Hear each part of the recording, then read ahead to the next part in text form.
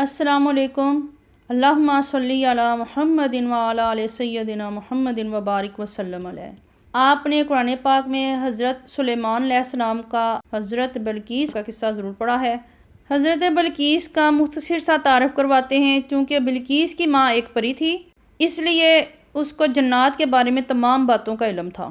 بلقیس کی ماں نام امیرہ بن عمر یا رواحہ بنت سکن تھا اور وہ جنات کی ملکہ تھیں۔ انہو من سلیمان و انہو بسم اللہ الرحمن الرحیم۔ ترجمہ ہے اس کا، بے شک یہ سلیمان کی جانب سے ہے اور مہربان اور رحم کرنے والا اللہ کے نام سے شروع ہے۔ یہ سورۃ نمل کی ایک آیت ہے۔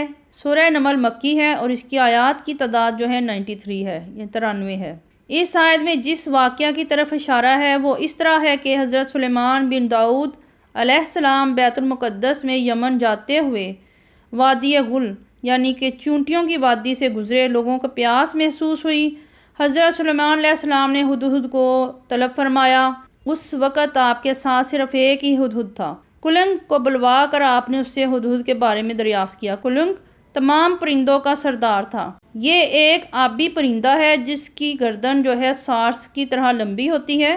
اس نے اپنی لا علمی کا اظہار کیا اور کہا کہ میں نے تو اس کو کوئی حکم نہیں دیا اور نہ ہی کسی کام پر اس کو مامور کیا ہے۔ حضرت سلیمان علیہ السلام کو ہدہد کی تلاش اس لیے بھی تھی کہ وہ اپنی چونچ کو زمین پر لگا کر زمین یعنی کھود کر یہ بتا دے گا کہ پانی زمین کے اندر کتنی دور ہے اور کتنے فاصلے پر ہے۔ ہدہد اسی کام کے لیے مخصوص تھا۔ جب اس کو پانی کی تلاش کا حکم دیا جاتا تو اول وہ ہوا میں اڑتا، پھر کچھ دیکھ کر اسی خطۂ زمین پر ٹوٹ کر گرتا جہاں پانی موجود ہوتا، پھر وہ اپنی چونچ پانی کے مقام پر رکھ دیتا۔ اس طرح وہ پانی کے مقام کی نشاندہی کیا کرتا تھا۔ جنات جلدی جلدی اس جگہ کو کھودتے اور پانی نکل آتا۔ جنات حوض، تالاب اور باولیاں تیار کر دیتے، یہ سب بھر لیے جاتے۔ علاوہ ازیں مشکیزیں اور پانی کے تمام برتن بھی بھر لیے جاتے۔ اس طرح تمام جانور، جنات اور انسان پانی سے خوب سیر ہوتے اور پھر منزل کی طرف روانہ ہو جاتے۔ غرض ہدہد کا اس وقت کچھ پتہ نہ چلا۔ حضرت سلیمان علیہ السلام کو بہت غصہ آیا اور کہا میں اس کی نافرمانی کی سخت سزا دوں گا، اس کے پر نوچ ڈالوں گا تاکہ سال بھر تک پرندوں کے ساتھ نہ اڑ سکے، یا اس کو ذبح کر ڈالوں گا، یا وہ میرے سامنے اپنی غیر حاضری کی کوئی واضح دلیل پیش نہ کرے۔ حضرت سلیمان علیہ السلام کا یہ دستور تھا، جب کسی پرندہ کو سخت سزا دی جاتی تو اس کے پر کو کھاڑ دیا جاتا تھا۔ ابھی آپ کو وادی نمل میں ٹھہرے ہوئے کچھ زیادہ دیر نہ گزری تھی کہ سامنے سے ہدہد آ گیا۔ ہدہد زیادہ دیر غیر حاضر نہیں رہا۔ کسی نے اس کو بتایا کہ حضرت سلیمان علیہ السلام نے تیرے لیے سزا کا حکم سنایا ہے۔ کہنے لگا کوئی استثناء بھی اس میں سزا کیا ہے؟ کہنے والے نے کہا ہاں۔ ہدہد حضرت سلیمان علیہ السلام کے سامنے جا کر کھڑا ہو گیا اور تعظیماً سجدہ کیا اور بولا کہ آپ کی سلطنت دائم و قائم رہے اور اللہ آپ کی عمر ابدی عطا فرمائے۔ اس کے بعد چونچ سے زمین کو ریدنے لگا اور حضرت سلیمان علیہ السلام کی طرف سے اشارہ کر کے کہا کہ میں ایسی چیز معلوم کر کے آیا ہوں جس کی آپ کو خبر نہیں، یعنی آپ کے علم میں نہیں ہے، اور وہ یہ ہے کہ سرے زمین سبا سے میں ایک یقینی خبر لایا ہوں۔ حضرت سلیمان علیہ السلام نے دریافت کیا وہ کیا خبر ہے؟ ہدہد نے عرض کیا کہ میں نے وہاں ایک عورت کو حکمران پایا ہے جس کا نام بلقیس بنت ابی سرح حمیری ہے۔ اس کو قدرت نے ہر چیز عطا کی ہے، اس کے پاس علم ہے، مال ہے، لشکر ہے اور قسم قسم کے گھوڑے ہیں۔ اس کے پاس ایک بہت بڑا تخت ہے اور وہ تخت بہت ہی خوبصورت ہے۔ اس کی بلندی 30 گز، ایک روایت میں 80 گز بھی آیا ہے، اور چوڑائی 80 گز ہے۔ طرح طرح کے جواہر اور موتی تخت میں جڑے ہوئے ہیں، لیکن بلقیس اور اس کی قوم کو اللہ کے سوا سورج کو سجدہ کرتے ہوئے میں نے دیکھا ہے۔ یہ دین مجوسیوں اور آتش پرستوں کا ہے۔ شیطان نے ان کو دھوکے میں ڈال رکھا ہے اور راہ راست سے ان کو ہٹا دیا ہے اور اسلام سے نا آشنا ہیں۔ ترجمہ ہے کیا وجہ ہے کہ وہ اللہ کی عبادت نہیں کرتے جو آسمان و زمین کی پوشیدہ چیزوں کو ظاہر کرتا ہے، اور لوگ جس چیز کو چھپاتے ہیں وہ سب سے واقف ہے، اس کے سوا کوئی معبود نہیں، وہ عرش کا مالک ہے۔ یہ حال سن کر حضرت سلیمان علیہ السلام نے ہدہد سے فرمایا کہ پہلے تم پانی تلاش کرو، اس کے بعد ہم تمہاری بات پر غور کریں گے کہ تم سچ کہتے ہو یا غلط۔ یہ حکم ملتے ہی ہدہد نے پانی تلاش کر کے جگہ بتا دی۔ سارے لشکر نے سیراب ہو کر پانی پیا اور سب کی ضرورت پوری ہو گئی۔ حضرت سلیمان علیہ السلام نے ہدہد کو طلب کیا اور خط لکھ کر اسے سر بمہر کیا اور ہدہد کو دے کر فرمایا اس خط کو لے جا اور اہل سبا یعنی ملکہ سبا کو دینا اور ان کے جواب کا انتظار کرنا۔ حضرت سلیمان علیہ السلام نے خط میں لکھا تھا بسم اللہ الرحمن الرحیم۔ یہ خط سلیمان ابن داؤد علیہ السلام کی جانب سے ہے۔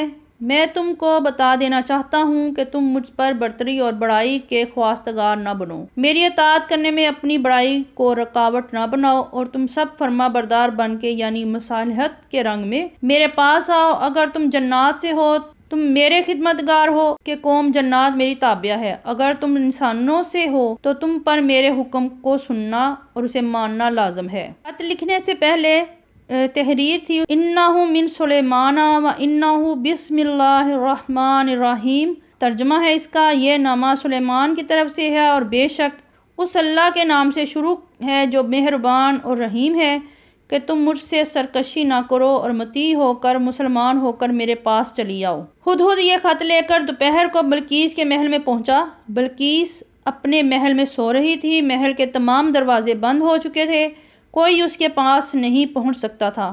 پہرے والے محل کے گرد پہرا دے رہے تھے اور اس کی قوم کے 12,000 جنگجو سوار نگرانی کے لیے اس کی فوج میں موجود تھے۔ ان 12,000 جنگجو سواروں میں سے ہر ایک سوار 1,00,000 نوجوانوں پر حاکم تھا، عورتوں اور بچوں کا ان میں شمار نہیں تھا۔ ہفتہ میں ایک دن قوم کے معاملات اور ملکی مہمات کا فیصلہ کرنے کے لیے بلقیس باہر نکلتی تھی۔ اس کا تخت سونے کے 4 پایوں پر قائم تھا۔ وہ اس تخت پر اس طرح آ کر بیٹھتی تھی کہ خود تو لوگوں کو دیکھتی تھی لیکن اس کو کوئی نہیں دیکھ سکتا تھا۔ جب کوئی شخص عرض یا مطلب کے لیے اس کے حضور پہنچتا تو سامنے پہنچ کر کچھ دیر سر جھکائے کھڑا رہتا اور پھر سجدہ کرتا اور سجدے سے اس وقت تک سر کو نہیں اٹھا سکتا تھا جب تک ملکہ بلقیس اس کو سر اٹھانے کی اجازت نہیں دے دیتی تھی۔ جب تمام معاملات و مہمات کا فیصلہ ہو جاتا تو وہ اپنے محل میں واپس چلی جاتی اور پھر ہفتہ بھر تک اسے کوئی نہیں دیکھ سکتا تھا، پھر دوسرا ہفتہ کو اسی صورت میں دیکھ سکتا تھا۔ بلقیس کا ملک یمن بہت ہی بڑا ملک تھا۔ ہدہد یہ خط لے کر پہنچا تو اس نے محل کے دروازے بند پائے، چاروں طرف پہرے والے پہرے پر موجود تھے۔ ہدہد نے بلقیس کے پاس پہنچنے کے لیے محل کے گرد چکر لگائے۔ آخر کار وہ ایک کمرے سے دوسرے اور دوسرے سے تیسرے کمرے میں ہوتا ہوا ایک روشن دان کے ذریعے بلقیس کے کمرے میں پہنچ گیا۔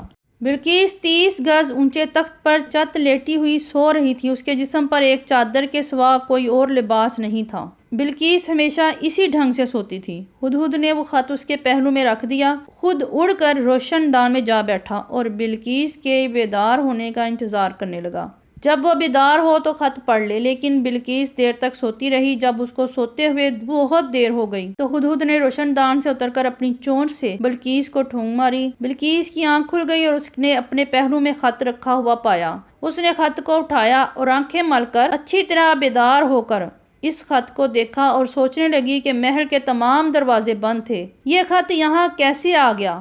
کمرے سے نکل کر محل کے پہرے والوں سے دریافت کیا، کیا تم نے کسی کو میرے کمرے میں داخل ہوتے ہوئے دیکھا ہے؟ چوکی داروں نے کہا کہ دروازے اسی طرح بند ہیں جیسے بند کیے گئے تھے اور ہم محل کے ارد گرد پہرا دے رہے ہیں، کسی کے اندر داخل ہونے کا کوئی امکان نہیں۔ ملکہ سبا پڑھی لکھی عورت تھی، اس نے خط کھول کر پڑھا۔ اس میں سب سے پہلے بسم اللہ الرحمن الرحیم تحریر تھا۔ خط پڑھ کر اس نے امائدین قوم کو طلب کیا۔ جب وہ سب جمع ہو گئے تو اس نے کہا ایک عزت والا خط مجھے پہنچایا گیا ہے، یعنی ایک شاہی مکتوب ضربہ مہر مجھے ملا ہے۔ اس کا ترجمہ ہے یہ نامہ سلیمان کی طرف سے ہے اور بے شک اس اللہ کے نام سے شروع ہے جو مہربان نہایت رحم والا ہے۔ تم مجھ سے اونچے نہ بنو اور میرے پاس فرما بردار بن کر آؤ۔ ملکہ نے خط کا مضمون سنا کر سرداروں سے کہا اے سرداروں، مجھے میرے معاملہ میں مشورہ دو کہ میں کیا کروں۔ میرا تو یہ ہمیشہ سے معمول رہا ہے کہ جب تک تم موجود نہ ہو اور مشورہ میں حاضر نہ ہو میں کسی بات کا فیصلہ نہیں کیا کرتی۔